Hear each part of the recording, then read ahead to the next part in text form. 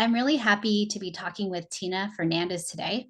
She's got a background in the legal and education sectors and recently was the founding executive director of Achieve Atlanta, whose vision is for Atlanta to be a place where race and income no longer predict success. Tina, before this, was a partner at Bellwether, which is a nonprofit providing strategic talent and policy consulting. And there she led the talent readiness pilot and talent services for Bellwether. Tina's also served as a clinical professor at University of Texas. She was the founding director of the school's pro bono program. She was actually the clinical professor of the year for 2 years in 2012 and 2014. And before that, she was a litigation associate at Fulbright and Jaworski. Tina's on a ton of boards, including Bellwether, TNTP, Latinos for Education. She's also a Pahara Aspen Fellow and a moderator for Aspen. She got her JD from Columbia and her BA from Harvard. She's originally from Texas and also a mom. Welcome, welcome, Tina. Thanks so much for being here. Thanks, Analiza. I'm so happy to be here. So Tina, you have quite a career, and I'm curious, can you share how your identity shaped your career choices? Yeah. Oh, that's a good question. My family is, my mother's from Mexico. She's an immigrant to the United States. My dad is from Texas, Mexican-American, several generations in Texas of Mexican descent. And I grew up in South Texas on the Texas-Mexican border in a low-income community. Like many immigrant parents or, Latinx parents who have dreams for their kids, my parents had a lot of dreams for their kids. And especially my dad, my father was a school teacher. He was the first in his family to go to college, and education was a big value in our home. And so from the moment that I can remember, my dad, I'm the firstborn, and my earliest memories are him telling me that I was going to go to Harvard and that I was going to be a lawyer. And so like setting very high expectations from day one. And obviously that impacted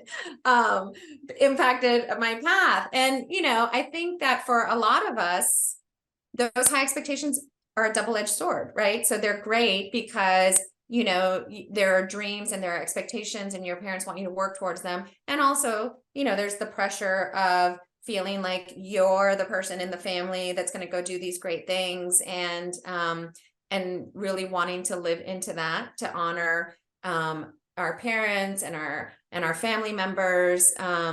So I think from a very early age, I felt like what I was doing in my career wasn't just for me, but for a lot of other people. It's been a journey. And I think now that I'm in my 50s, I can really lean into the fact that what I do is a calling and a vocation for my life. But it took me a while to sort of get there and to kind of unravel, like, what were the expectations that were being placed on me and for me, and what were the things that I was being called to do myself. And I don't think it's ever like a clear-cut journey, but always felt called to help others. I felt very much aware of my own privilege in being able to get a great education, and especially when a lot of my peers weren't able to go to college, and feeling like I wanted to give back, and I wanted to create opportunities so that there were more people who look like me and who came from backgrounds like mine, operating in, all the spaces that, that we want to inhabit, but still don't in this country. So yeah. Tina, I can imagine you as a young girl and your dad was like, Harvard and lawyer. That's all I'm asking. So yeah, go for it. And at some point, Tina, you pivoted to, I think, the path. Tell me, was that pivot, how did that happen? Was there an aha moment? Yeah. Was there you know what, now it's time to do my calling? Was there anything that really just woke up that spirit? Yeah, that's a really good question. So, after I graduated from college, I did Teach for America. And I taught for 2 years in the South Bronx. I was a fourth and fifth grade bilingual teacher. And, almost all of my kids were recent immigrants to the United States. And that was an amazing experience, still the hardest job I've ever done in my life. I loved my kids. And I also was very aware of the stunted opportunities that they were going to have just because of their place in society and their income status and all of the systems that we know work against making sure that everyone has opportunity. So I did that, and then I decided that I wanted to work on more systemic issues, and so I decided to go to law school. And when I went to law school, my sole intention was I was going to be a public interest lawyer. I was going to do social justice work. I was going to work with kids. I worked my first summer at Manhattan Legal Aid doing juvenile rights work, and then did a lot of stuff during law school working with low-income communities. And then, recruiting started, and all of these big law firms came to campus, and it was the 90s and the legal market was booming, and I got several job offers. And I remember that the first summer that I went to work for a law firm, I made more that summer than I made an entire year of teaching, which is, again, super problematic, right? But very real. I had law school debt. I had just gotten married at the time, and just real financial concerns and thinking about my parents, etc. And so I went to a big firm and I did the corporate job and did it for 5 years. And I learned a ton. I made a lot of friends. It was actually a really good training and education in terms of just my profession and working with clients. But about 5 years in, I had my kids by that point, and you make some trade-offs when you do that kind of work, and I wasn't seeing them very much, and I remember sitting in my office thinking, this isn't what I was supposed to do. I was supposed to go and try to make the world better, and I was doing a good job and representing clients, but I didn't feel like I was making a difference for my community. And the communities that I had wanted to serve, back when I was a teacher in that classroom. And so I actually went through several months of soul searching, talking to people, reading books, and thinking about the fact that I just needed to get back to who I was, because I was turning into somebody that I didn't recognize, someone who was very disconnected from my community and from sort of what I thought was the calling on my life. And so through this process of discernment, one of the things I realized was that at my core, I think I'm a teacher. I love working with other people, helping them develop into their best selves, helping them figure out how to get from point A to point B. And I always loved school. And so I sort of slowly made my way back into the education space and started networking. I was part of the Hispanic Bar Association of Austin, and I knew some colleagues who were at the University of Texas. Anyway, long story short, I was able to make a pivot into legal, into a law school. And then from there, be able to build out, the school didn't have a pro bono legal services program, and I was the founder of that program. And then I started working with law students who wanted to do social justice work. And I felt like in that pivot, I really found the work that I was supposed to be doing and was able to get back to it. But it was a process, and you take the pay cuts and you take the demotions. I went from having this huge mahogany desk with I could see the Texas Capitol from my big window, to literally my first office was kind of a closet with no windows, and and eventually it gets better, right? But there was and I'm pointing to my chest because I've very much try to think about where in my body I feel discomfort.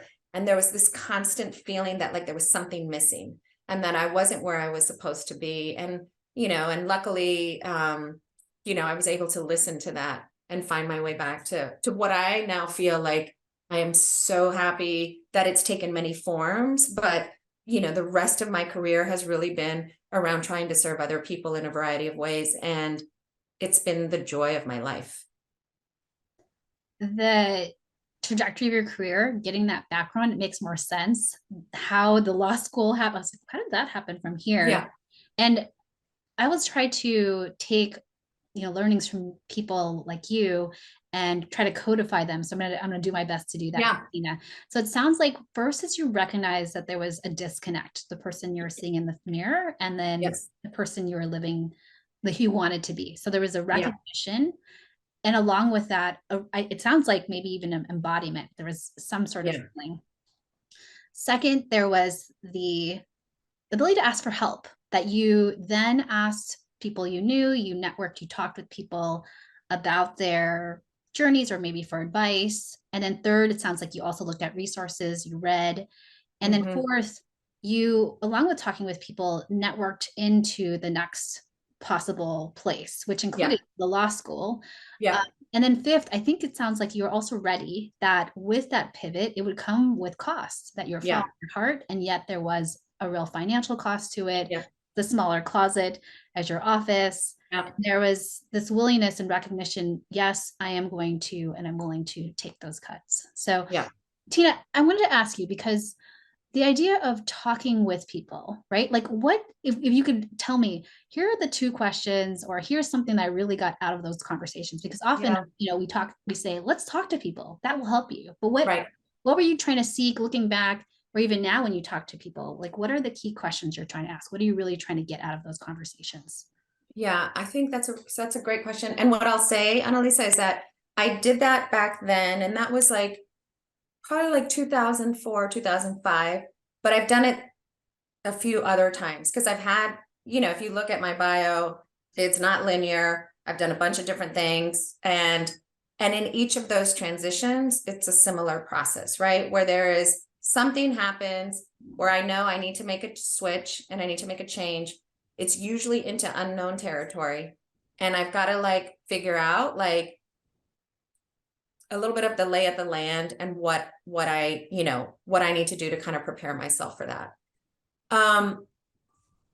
Usually what it is I'll think about people that I know and trust who are connected to that next space, right? So when I was thinking about moving from a law firm to something else, I wasn't talking to my law firm colleagues. I was talking to lawyers and friends who were doing other things in a space that I was interested in. Similarly, in 2014, moved from Austin to Atlanta, needed to start my career again, and had a calling that I was really wanting to be in the nonprofit space, in the educational nonprofit space. And so I didn't talk to professors. I talked to people who were so it's kind of like you sort of cast your vision, and then you find the people who are doing work that you admire in that space. And those are the folks that I would reach out to. And then what it took was me being really vulnerable and honest about, this is what I'm interested. This is what I'm feeling. Again, this concept of calling is very big in my life. I'm feeling called to do this work, and I don't know much, and I just want to know, like, what's your experience been? What does it take to be successful? Where should I be? Who should I be talking to? Where are there potential opportunities? Given what you know about me and what I've just shared with you, where do you think that I might be able to serve? That's what those conversations typically, like how they typically start. And I think it's that when you genuinely put yourself out there, including you're like, I don't know this, I don't have experience in this, but this is what I'm thinking, here's what I can bring to the table, then people are really generous. And along the way, always, people that I've talked to have connected with me with somebody else, or pointed me to a resource, or given me some nugget that I could then follow up on. And again, it's not immediate and it's not linear, but it's having those very real conversations with sort of a vision that you've cast for yourself that kind of opens up a path. And I've had that happen multiple times in my career. It's great too, Tina, when you connect, you're connecting with the heart, that this is a conversation, a relationship of trust, vulnerability, and a humility to say, hey, I don't know all the things. Could you advise me? So I really love that approach. And it sounds like you also combine that with like reading. Do you have like go-to books or Oh people my God. that help you through? I mean, transitions are hard. Right. It's Really almost hard. easier to just stay there in the mahogany office making a lot of money Yeah. Yeah. than go through Yeah. this. So can you talk about any books that you recommend or Oh continue to my go God. back to, or even just people that you like to listen to as you make these transitions? Yeah, I mean, I'm a big reader. So, and somebody I was recently, through Pahara, I was facilitating something and I don't even realize that I'm doing it, but I was talking to somebody and he was sharing with me a bunch of different things he wanted to do. I was like, oh, you should read this. Oh, you should read this. Oh, I have this book or whatever. And later in the conversation, he said to somebody who's like, if you got a problem, Tina's got a book for you, so that is like, it's whatever sort of the most like recent thing is on like how to navigate these transitions. So way back when I was, trying to figure out how to transition out of corporate law, there was a book that was called What to Do with Your Law Degree. And, and I had somebody I knew had read it and I read the book and I, used that as kind of, there was another book called Working Identity, which was written by a woman, business school professor who talked about like how to do these transitions. So it hasn't been one book in particular. It's typically like, again, like the thing that I'm interested in, I start to think about like, okay, well, who's written on this topic? So when I was thinking about, making the switch to nonprofits and wanting to do the work there, I'm trying to think, like, I think I read some Malcolm Gladwell, the whole 10,000 hours and like following your gut. I read a lot of Brene Brown and, like this whole concept of like putting yourself out there, trusting yourself, in this most recent, so I'm actually now a fellow at the Harvard Advanced Leadership Institute, and Harvard Advanced Leadership Initiative is the fellowship. I stepped down from my CEO role after 8 years, and I'm in another transition phase. And one of the books that I read was Richard Rohr's Falling Upward. And the book is really about sort of like the two parts of your life, first life and second life. And in probably every way imaginable, I am building a second life. Since over the last couple of years, I've gotten a divorce. My kids are out of the house and my son graduated college. My daughter's in college. I stepped down from the CEO role. I am literally starting over. But this book was really helpful in this whole concept that we don't live just one life. We live multiple lives. And like, what are the things and how do you get connected to the values that you want to hold on to in whatever it is that you're building next? So again, I kind of am open to like all kinds of ideas. They tend to come to me. But those are like a few that have come to mind around this transition. Thanks, Tina. I'm also listening to not just the head part and the heart part, but there's like Yeah. a body connection. And I Yeah. know that with you and even this pivot, you care a lot about serving, but also making sure that it's alignment with the Yeah. mind, body, spirit, soul. And so can you talk about this idea? Because I also know we share a passion for serving women of color. Yeah. And can you talk about how, I mean, that's not the thing they teach you at, I imagine at law school. At least they didn't No, teach no. this to me when I was at business school to do this like mind, body, soul, and then listening to our instinct. And so, and it sounds like you sort of had that embedded in you. But can you just talk through what do we mean? Like what does that mean for you? And what do you see maybe for yourself or for women of color that Yeah. do we see that? Do we don't? Like what's your reflection on mind, body, soul, particularly for women of color and for yourself? Yeah. So I think, yes, to your point, it has always been a part of how I know things in this world, how I try to make decisions, but I didn't trust it for a really long time. Mm. And it's not until recently that I have actually learned to really value my intuition, what my body tells me, what my spirit tells me, how to be connected to those things, and to value them as ways of knowing that are equal to sort of the cognitive analytical mind, which is what we privilege, especially in, the environments that we work in, right? And so I think for a long time, and especially as a woman of color, for the most part, assumptions are going to be made about your intelligence, your abilities, your capacity to lead.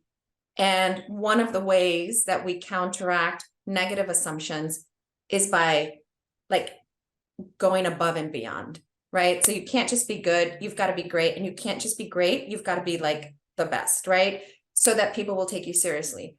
And and I'm just going to name it, like white supremacist structures, what is privileged above all else is cognitive analysis, the analytical mind, the verbal, expression, and take out feelings. Don't talk about gut, like it's all sort of up here. And I really bought into that for a long time, which makes sense, right? Because it is what you need to be successful. And so what I did was I kind of ignored those pits in my stomach, the churning in my chest. I've always been a person of faith, and I would pray, but they were more anxious prayers. Like trying to find comfort when I was feeling uncomfortable. What I've learned over the years is that the body has a wisdom to it, and that we are spiritual beings as well. And so over the last couple of years, talking about books that have been really influential, I read The Body Keeps the Score, which is all about how we hold trauma in our bodies and how that impacts our physical health. And that's very real. My daughter was diagnosed with an autoimmune disorder, autoimmune disease a couple of years ago that is very, very tied to stress and chronic stress. And many of the women in my family have autoimmune diseases. And now what we're seeing is that these are caused by being in a state of constant stress and all of the hormones that rush through your body when you're in that state. What happens when you're in fight or flight mode? Your brain is basically in the limbic system. We don't have access to the prefrontal cortex, which like helps us make sort of like rational decisions when we are feeling threatened. And so like I've just learned a ton about like what happens in our bodies, and then have also learned how do we actually soothe our bodies? How do we bring down our nervous system when it's in that fight or flight? I've done a lot of research while I've been here at Harvard on the vagus nerve and meditation and mindfulness, and how all of these things can help you stay connected to your body and then listen to the signals that your body's giving you. And it has been a game changer. Like, even when those big emotions come up, once you have the tools to settle in, to breathe, to not sort of like clench every muscle in your fiber, you sort of create this openness that then allows you to see and feel like what's happening around you. And I went to some training on somatics, and only a very small percentage of what we know do we discern by like information that we take in, right? In terms of like reading or listening, again, like sort of that like rational, sort of analytical side of the brain. So much of what we know in this world is what we take in through our senses, through the way that our bodies feel when we're with other people. And there's a lot of research on like nervous systems co-regulating together or dysregulating, right? Depending on what's happening.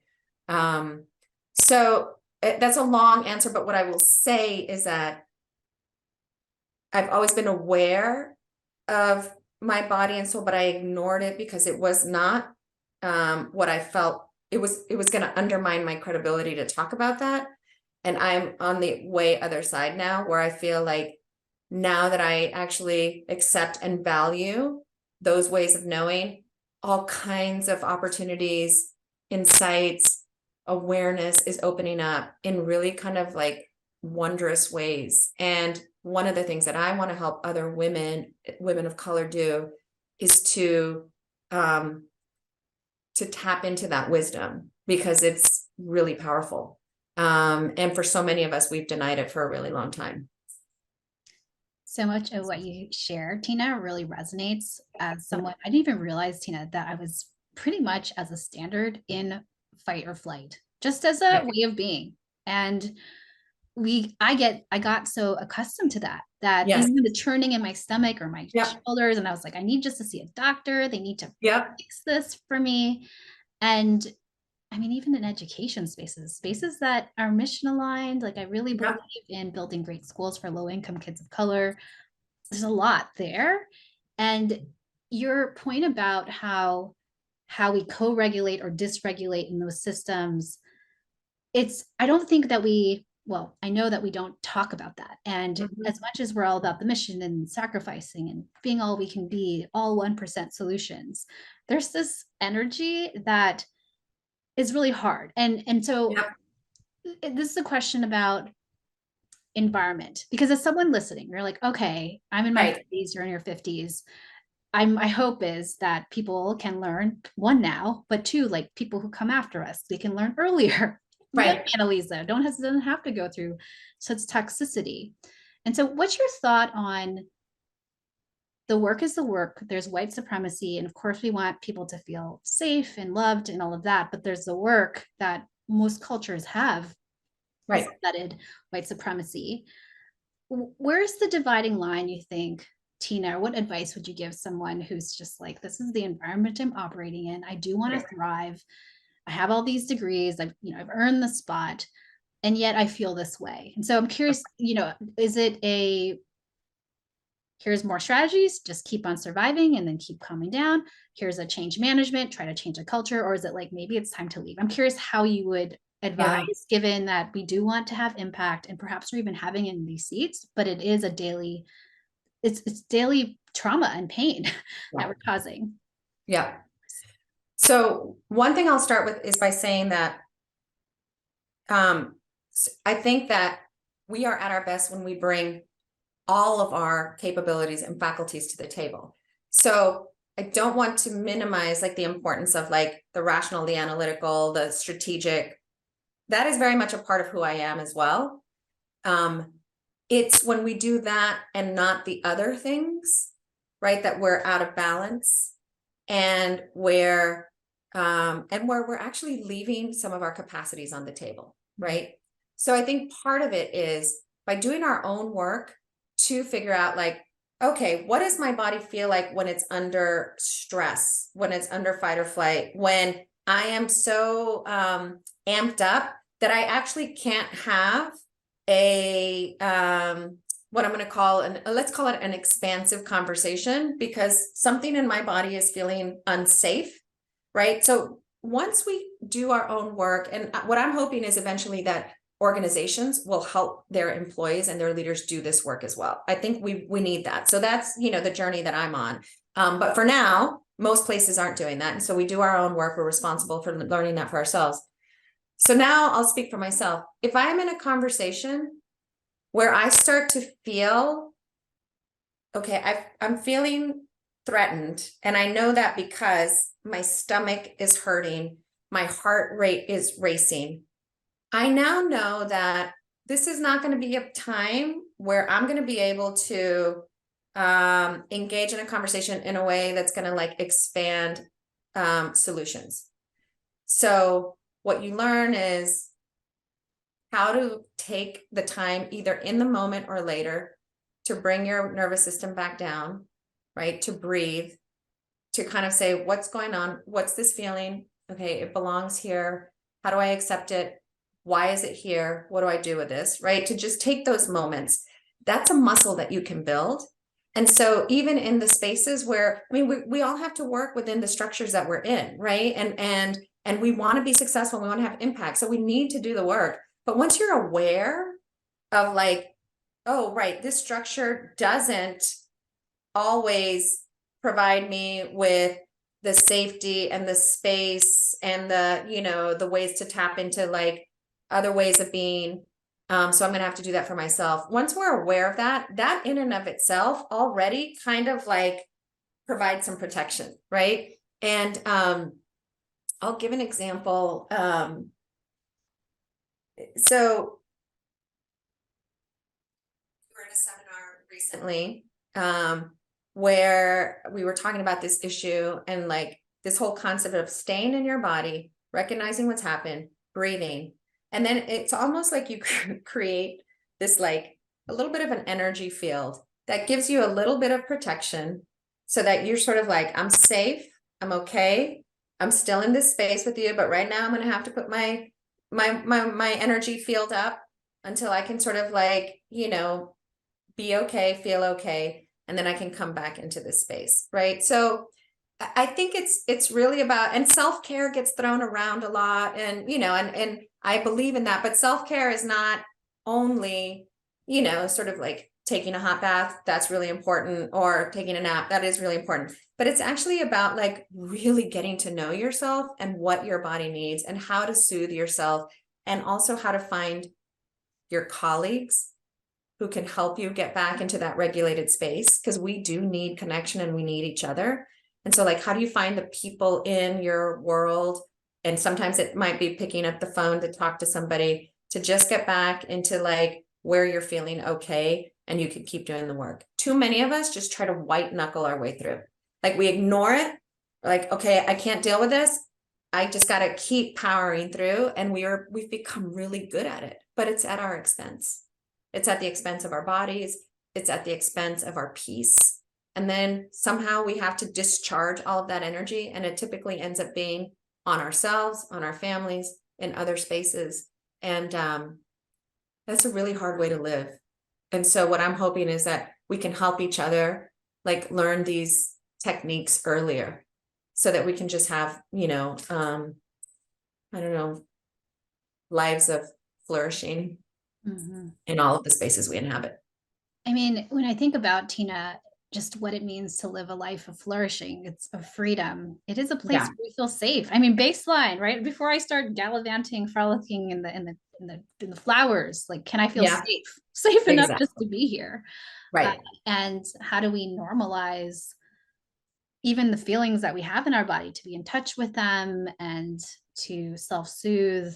These are such important skills, and to know we don't have to do it alone, right? Like, I love Right. that you and I share Pahara, because the power of that community to have these conversations and to know, wow, I'm not by myself. Other people have these experiences and we can share and you find liberation together. Like, it's incredibly Right. powerful.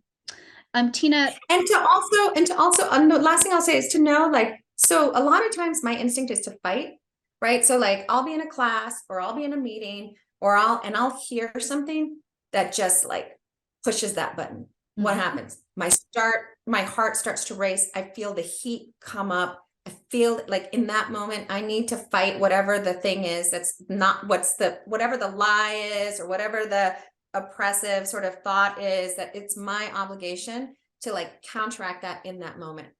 What I have learned and given myself grace to do is I actually don't always have to do that in that moment. And it's okay for me to actually take care of myself first, Mm. and then at the appropriate time address the thing, right? And so I think a lot of us carry that sort of burden of like, we've got to fight every battle right as it happens, and that will burn you out as well, right? So it's also that self-compassion work and kind of letting yourself off the hook in the moment, so that you can kind of regroup and then come back and keep doing the work, because this is a lifelong journey. Thanks for mentioning that, because I feel like when we're so mission oriented, we need to make things better for the people in our lives now, people who come after us. There's this, I have to do something. And if I don't, it's not enough. I'm failing. And I'm so glad that you've said to us, actually, the right thing to do sometimes is to take a step back and make sure you are taking care of yourself. I love the word grace, because honestly, I don't think I heard that much really until Yeah, recently.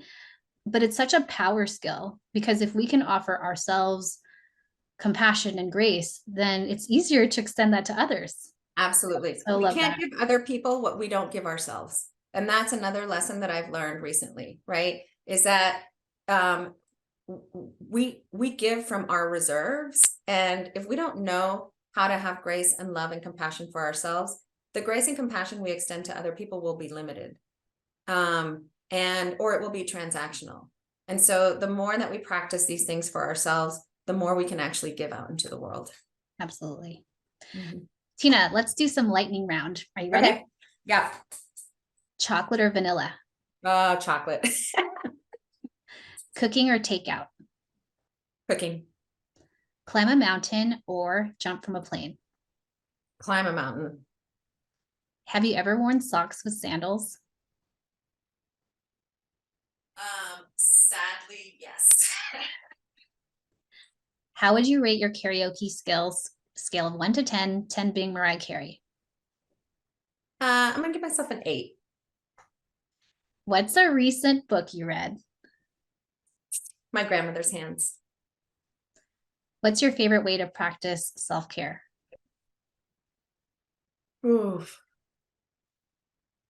Right now, okay, so this is gonna sound a little crazy. This is not lightning round, but I met with a Ayurvedic healer who gave me a practice to do every morning. And she gave me this soothing oil. And every morning she told me to rub it on myself and, just kind of soothe myself. And I've been doing that every morning. And during that time, praying.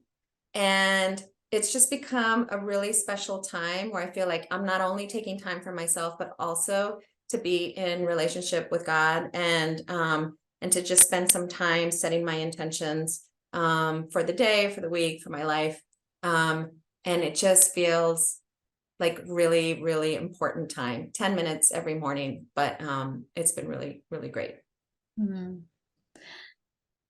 And then what's a professional development program that you've loved? Well, I'm going to have to say the race reflection practice and action retreat that we just had through Pahara was truly one of the most transformative events I've participated in. So it's still on my heart. I'm still processing all of the wondrous things that happened there. What's your definition of a boss mama? 5'2", brown, great karaoke singer. Loves chocolate. So good. What advice would you give your younger self? Oh my God. The advice I would give my younger self is love yourself, take care of yourself. You are enough, you are worthy, and it's all going to be even better than okay. Wow. And where can we find you? Like LinkedIn, anywhere else? Oh yeah, I'm on LinkedIn, I'm on Instagram, I'm on Twitter. I'm all over social media, but if you start with LinkedIn, you can get all of my handles for all of the rest of it. Last question. Do you have a final ask, recommendation, or any parting thoughts to share? I just want to share that I think that that we women and women of color, Black women, Latinx women, Asian women, white women, we carry our families, we carry our communities. And I think that like I just want to say we're all badasses. And I just want to give a shout out, especially to my BIPOC women leaders, and encourage us always to take care of ourselves and take care of each other, and to walk into our amazingness and own our value and share it with the world. Shout out to you, Tina. Thank you so much for this love and all the wonderful stories and wisdom. Really appreciate you. Thank you, Analiza. Thanks for all you're doing to spread the love.